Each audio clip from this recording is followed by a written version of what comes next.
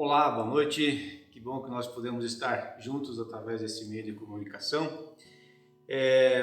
Queremos ter um momento de devocional, meditação a partir da palavra de Deus. Eu começo com algumas perguntas. Você tem medo? Você teve medo de algo já na vida? Você já perdeu o sono por algo que estava envolvido com sentimento de medo, angústia? Medo. O que vem a ser esse sentimento? O medo é uma sensação que proporciona um estado de alerta, demonstrado assim por receio de fazer alguma coisa, de receber algo. Geralmente por sentir ameaçado, tanto fisicamente como psicologicamente. O medo pode levar ao pavor, que é a ênfase do medo. A resposta anterior ao medo é conhecida por ansiedade, como ansiedade. Na ansiedade, o indivíduo tema antecipadamente o encontro com a situação ou objeto que tem algum medo. Sendo assim, é possível se traçar uma escala de graus em relação ao medo, que pode ser um medo leve, que é uma ansiedade, ou um medo máximo, que seria o pavor, uma paralisação em relação a esse sentimento. O medo pode se transformar numa doença, uma fobia, que paralisa as questões sociais, familiares, mentais. O indivíduo então torna-se paralisado diante desse sentimento. Ouvi recentemente que o mundo jamais será o mesmo a partir disso tudo que nós estamos vivendo. Certamente muitas coisas vão mudar. Muitas coisas já têm mudado. Muitas coisas vão passar por mudanças significativas por conta desta pandemia que nós estamos vivendo nesses dias. A partir do Ministério Renovar, nós temos atendido muitas pessoas que estão vivendo dias de uma angústia tremenda. O sentimento de uma ansiedade muito grande por conta de incertezas que estão a vir. Pessoas que estão diante de um grande pavor. Pessoas que estão diante de medo em relação ao futuro que será. Pessoas que estão vivendo o medo também por conta de uma solidão. Estão isoladas. Pessoas que estão vivendo também o medo da própria morte, que é tão ventilada em todos os meios de mídia. Percebemos, queridos, que o medo, ele pode ser bom. O medo faz com que tenhamos cuidados, prevenções. O medo faz com que a gente tome as medidas necessárias de prevenção. Na dependência química, nós falamos que o medo, ele ajuda a tomar decisões assertivas. E o medo, ele ajuda a viver em sobriedade. Ele mede os passos que são dados, as decisões que são dadas, e isso é uma grande ferramenta também para viver em sobriedade. Agora, o medo também ele pode causar um grande pavor, ele pode também paralisar. E esse medo ele não é saudável. Um medo de que radicaliza qualquer esperança. Medo que traz uma angústia muito grande. E nesse estágio, esse sentimento atormenta e muitas vezes leva o indivíduo a adoecer. Vivenciamos há poucos dias, então, também a Semana da Paixão. a Páscoa. E um dos textos que narram esse acontecimento ímpar da história da humanidade é o texto do Evangelho de Lucas. E esse texto segue logo após um relato da crucificação de Jesus, onde nós vamos encontrar também pessoas com medo, pessoas que estavam apavoradas, pessoas que estavam com uma angústia muito grande, pessoas que não sabiam mais o que fazer. Os discípulos e seguidores de Jesus certamente experimentavam medo e apreensões. Nós não queremos comparar a história que nós estamos narrando, o texto bíblico da Semana da Paixão, com aquilo que nós estamos vivenciando nos dias de hoje, com a pandemia do coronavírus, mas queremos trazer ensinamentos a partir da palavra de Deus, a partir desse momento vivido na história para nossos dias também. Vamos fazer então a leitura do Evangelho de Lucas, capítulo 24, versículos 13 seguintes. Naquele mesmo dia, 2 deles estavam no caminho para uma cidade, uma aldeia chamada Emaús, distante de Jerusalém 70 estádios. E iam conversando a respeito de todas as coisas que sucediam.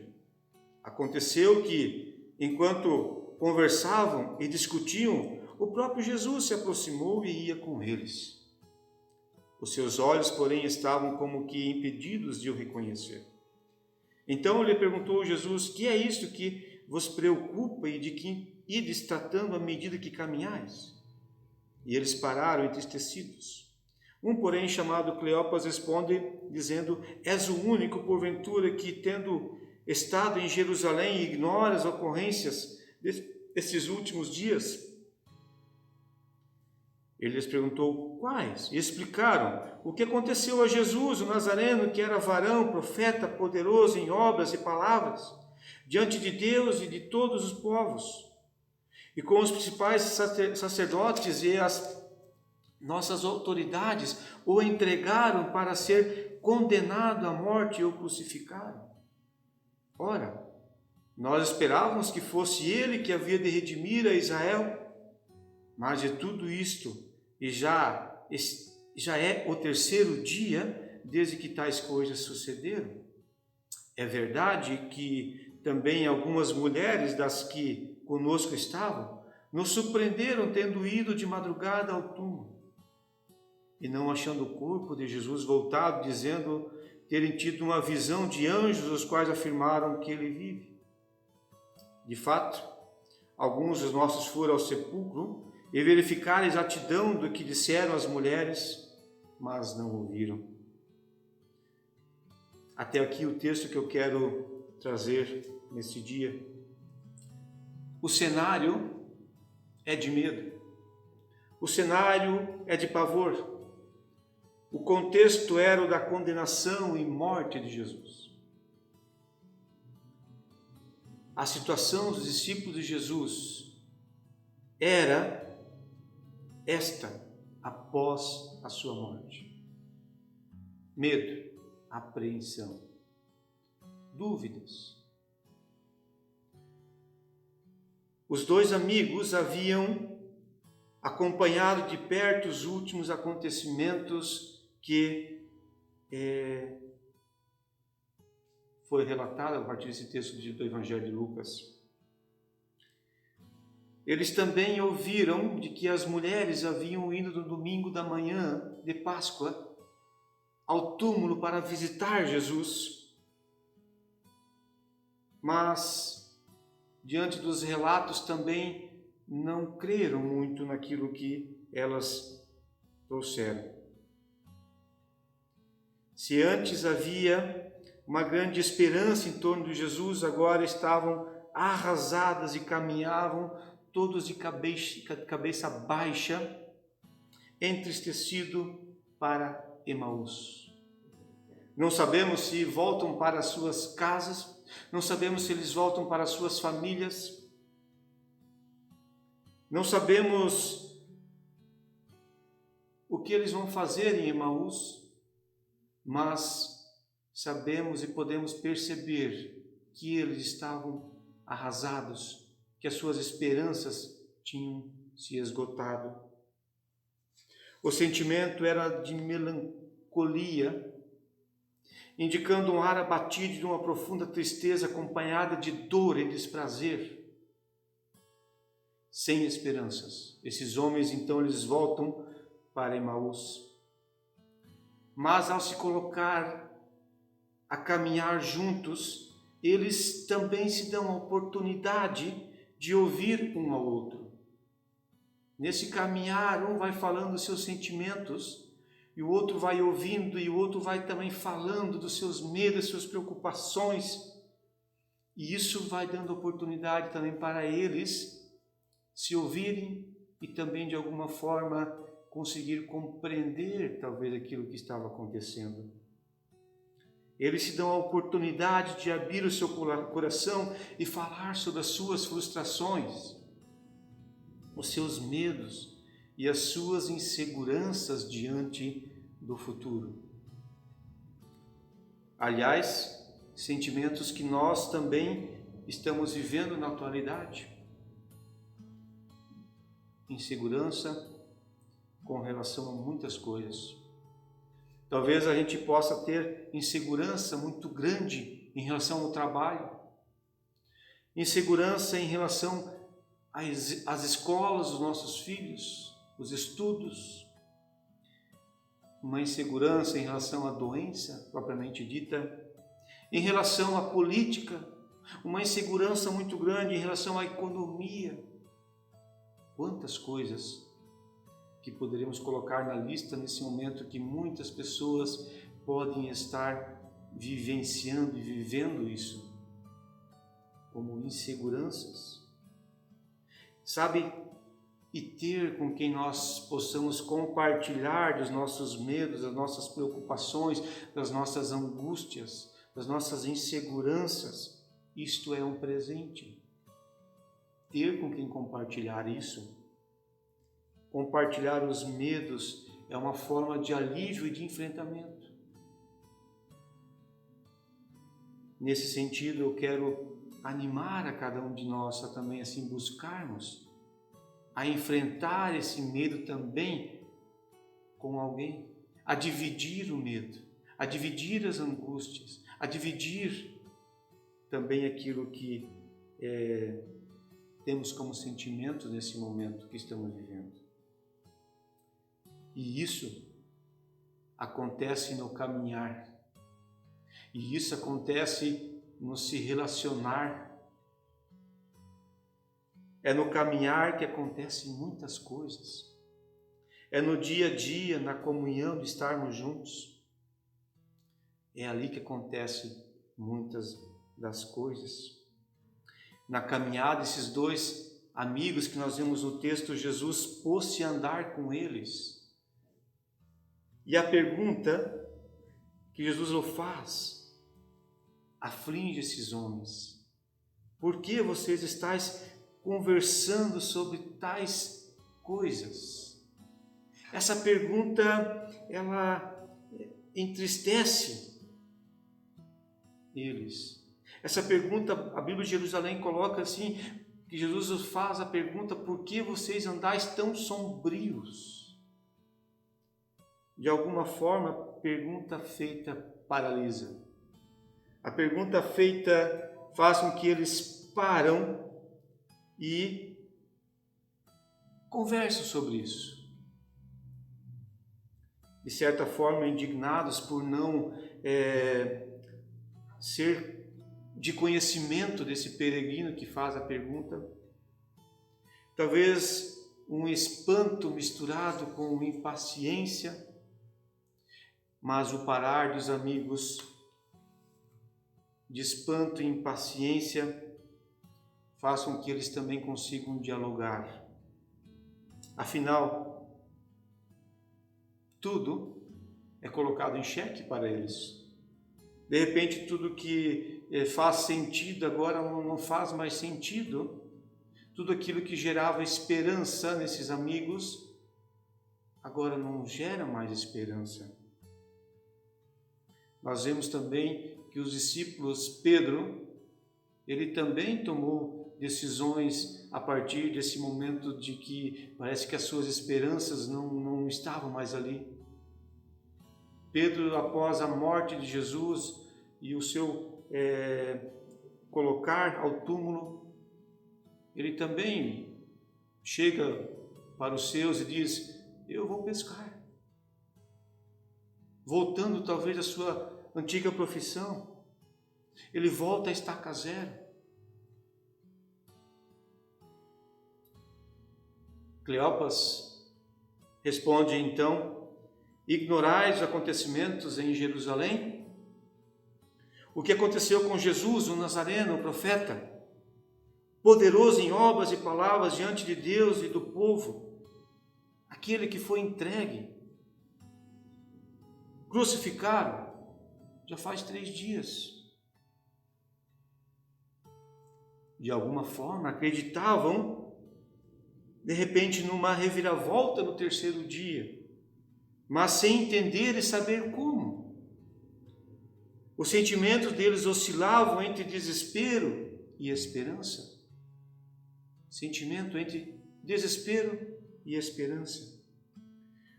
Russell Champlin diz que encontramos nesse ponto os fracassos e o triunfo do Calvário.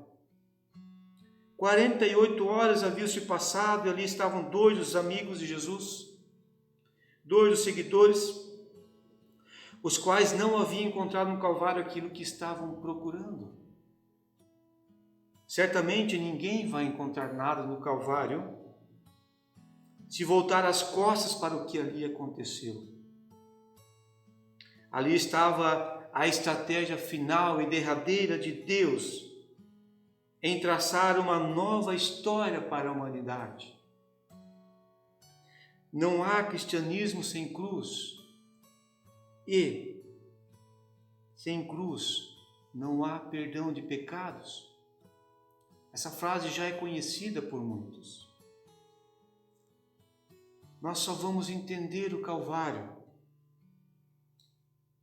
se Deus assim nos revelar e fazer entender que precisamos desse gesto de amor. Muitos querem ouvir notícias boas, medicamentos, cura. Deus também pode permitir tudo isso. Mas a maior notícia de toda a história é de que o túmulo está vazio. Jesus venceu a morte. Essa é a notícia do Evangelho. Caminhar diante dos teus medos, diante das lutas, diante das tuas dificuldades.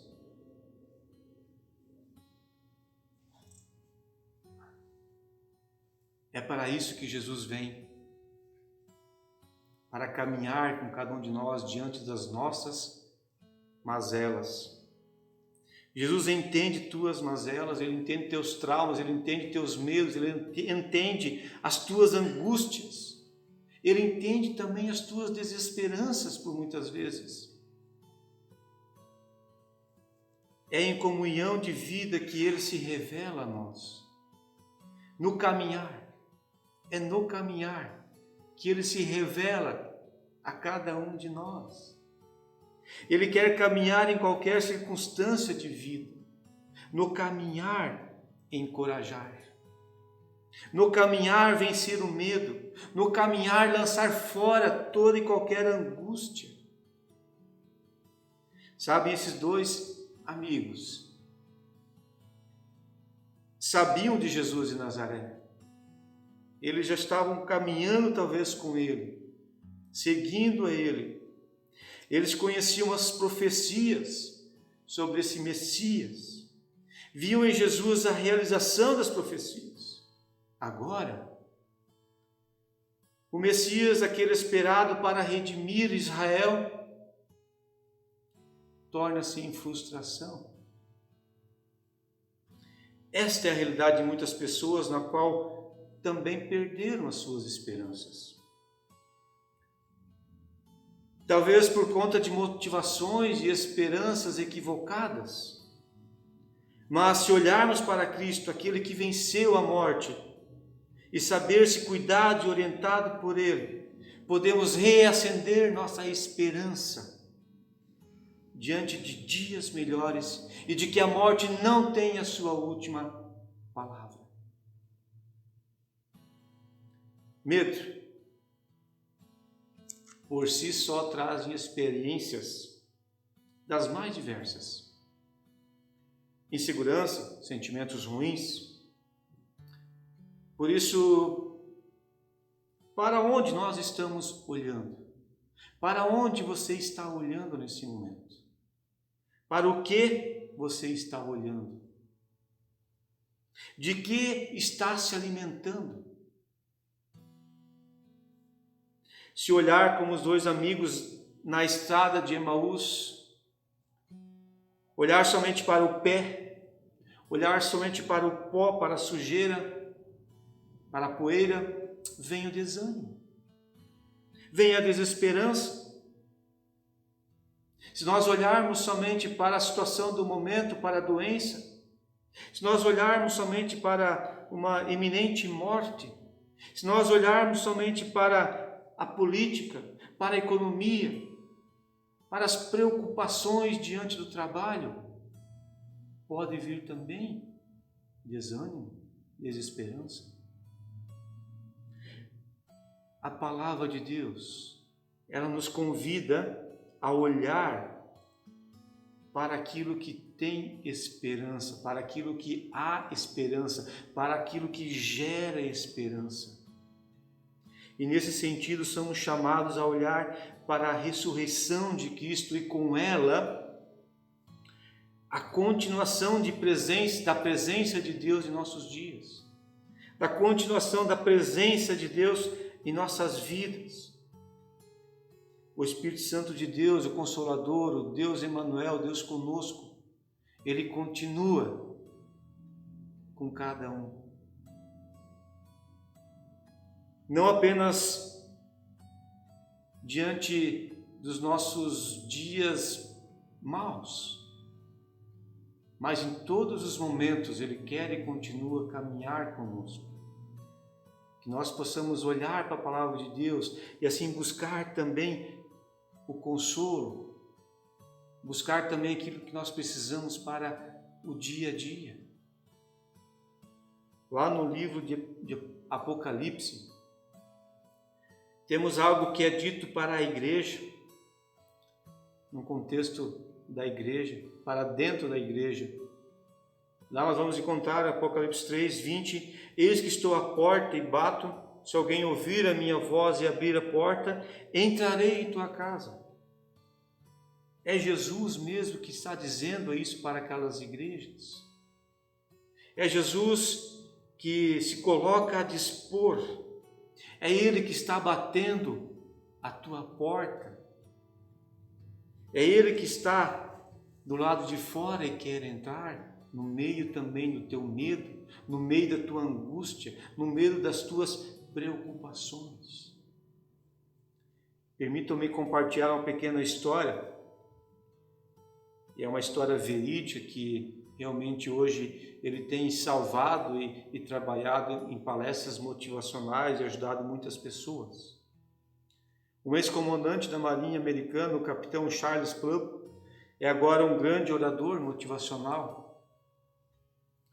Charles foi um piloto de jato da Marinha dos Estados Unidos na Guerra do Vietnã.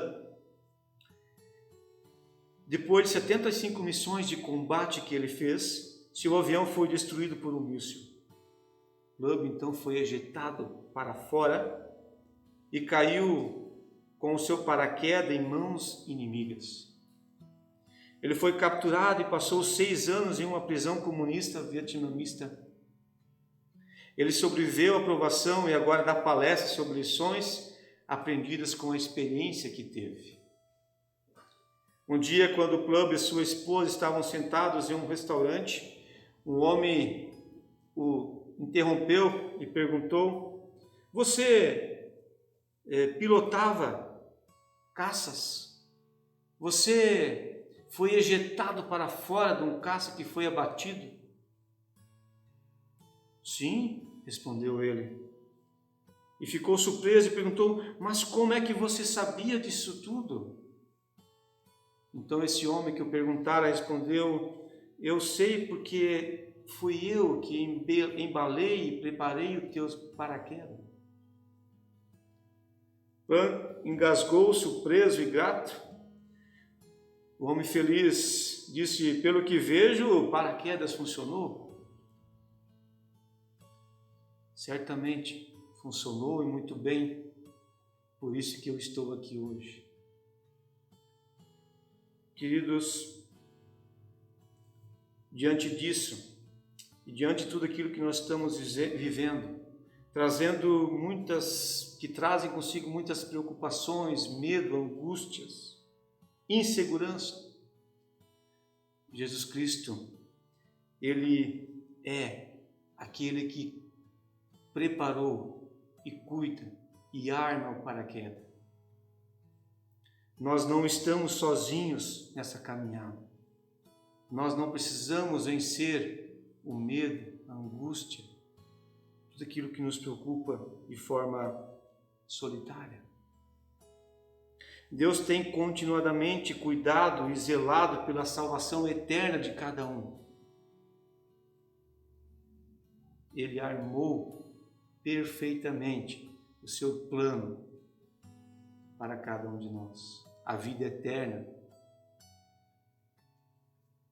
Que eu e você não percamos a nossa fé e a esperança por conta do medo, mas que somente possamos olhar para a palavra de Deus e confiar. Jesus venceu. E com isso nós também somos encorajados a vencer também o medo. Vencer aquilo que nos atormenta nesses dias. Que possamos nos animar e que possamos também encorajar um ao outro.